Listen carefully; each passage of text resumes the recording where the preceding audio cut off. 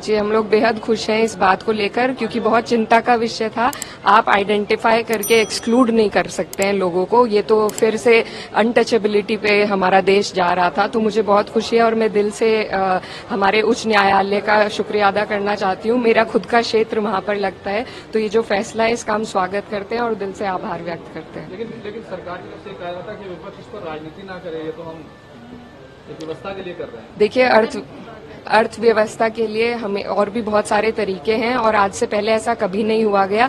ये बौखलाहट है बीजेपी को, जिस तरीके से हार उत्तर प्रदेश में मिली है, उसी के बाद वापस भेदभाव वाली अपनी राजनीति पर ये सरकार आ गई है और ये सिर्फ इनकी बौखलाहट है, इसमें अर्थव्यवस्था का कोई मामला है ही नहीं। हाँ, देखिए, मैंने पहले भी कहा था कि दिल्ली को लखनऊ रास नहीं आ रही और उसके तहत बहुत सी राजनीति हमारे प्रदेश में चल रही है। तो अभी ये तो देखने को मिलेगा कि क्या होता है। जी, हम यहाँ पर संयुक्त किसान मोर्चा के सभी किसान जो यहाँ इकट्ठा हुए हैं उनसे मिले हैं और उनकी जो जायज मांगे हैं उन्होंने सभी विपक्ष की पार्टियों के समक्ष रखी है और हम लोगों की यही कोशिश रहेगी कि इकट्ठे होकर हम पार्लियामेंट में किसानों को इंसाफ दिला सके और जो उनकी डिमांड है एमएसपी की गारंटी की, उसके लिए हम सरकार को मजबूर कर सकें। इनकी किसानों की एक मांग है कि प्राइवेट मेंबर बिल लेकर आए, तो क्या पार्टी की तरफ से आपको कुछ ऐसा मिला है या कुछ ऐसा? देखिए, ये एक कलेक्टिव एफर्ट होगा पूरे विपक्ष की तरफ से, तो अभी इस पर जैसी भी भूमिका बनेगी उसके हिसाब से हम सभी लोग चलेंगे, लेकिन सब लोग साथ हैं। प्राइवेट मेंबर बिल आता है किसी और पार्टी के माध्यम से भी अगर आता है या हमारी पार्टी भी लाती है, ये अभी क्योंकि आज पहली बैठक थी तो इसमें अभी तय होने में वक्त लगेगा।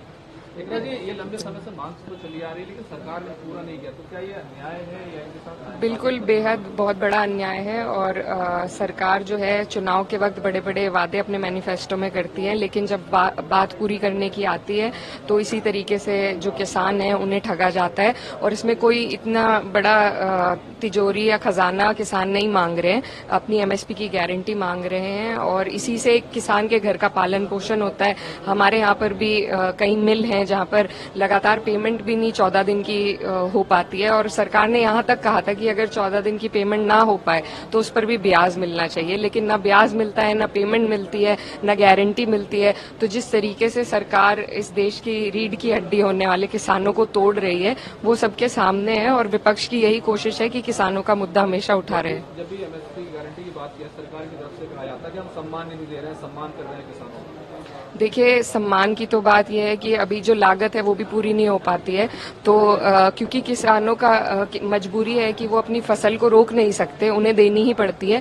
इसी वजह से किसान इतने मजबूर हो जाते हैं। नहीं तो सरकार ने जब 60 लाख करोड़ रुपए उद्योगपतियों के लोन माफ किए हैं, तो अगर वो किसानों का भी कर्जा माफ करे या उन्हें उनकी जो आय है वो दुगनी कर दे तो ये सरकार आसानी से कर सकती है। ये बस नियत की बात है और सरकार की नियत में खोट है। ये सरकार किसान विरोधी है और सिर्फ उद्योगपतियों की है और ये उदाहरण दे देकर उन्होंने कई बार जताया है। जी बिल्कुल, देखिए, मैं जो मेरा क्षेत्र है वो किसान वहाँ पर बहुल्य है वहाँ पर और गन्ना बेल्ट है।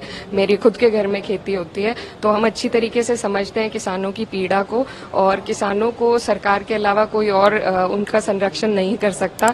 तो सरकार को अपनी जिम्मेदारी से अब मुंह नहीं फेरना चाहिए और ये जिम्मेदारी समझकर किसानों का संरक्षण करना चाहिए। सुप्रीम कोर्ट ने उत्तर प्रदेश हुकूमत के हुक्म पर बड़ी मुदाखलत करते हुए अपना फैसला सुनाया है कि कांवड़ यात्रा के रास्ते पर दुकानों और सड़कों पर दुकानदारों को अपना नाम लिखवाने की ज़रूरत नहीं है। ये यूपी और उत्तराखंड सरकार के लिए बहुत बड़ा झटका है। दरअसल इस फैसले को चैलेंज करने वाली अर्जी पर सुप्रीम कोर्ट ने उत्तराखंड और यूपी हुकूमतों के फैसले पर अबूरी रोक लगा दी है। यही नहीं, अदालत ने इस मामले में यूपी, उत्तराखंड और मध्य प्रदेश हुकूमतों को नोटिस जारी किया है। इस मामले की अगली समाअत 26 जुलाई को होगी।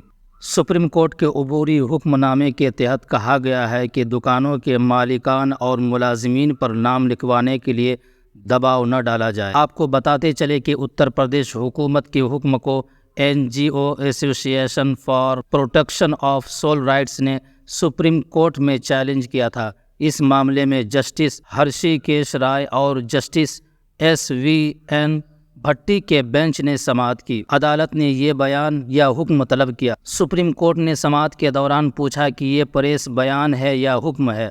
दरख्वास्त गुजार की जानिब से CO सिंह ने कहा कि यूपी इंतज़ामिया दुकानदारों पर अपने नाम और मोबाइल नंबर जाहिर करने के लिए दबाव डाल रही है। कोई कानून पुलिस को ऐसा करने का हक नहीं देता है। पुलिस को सिर्फ ये जानने का इख्तियार है कि किस किस्म का खाना पेश किया जा रहा है। मुलाजमीन या मालिक का नाम लाजमी नहीं बनाया जा सकता।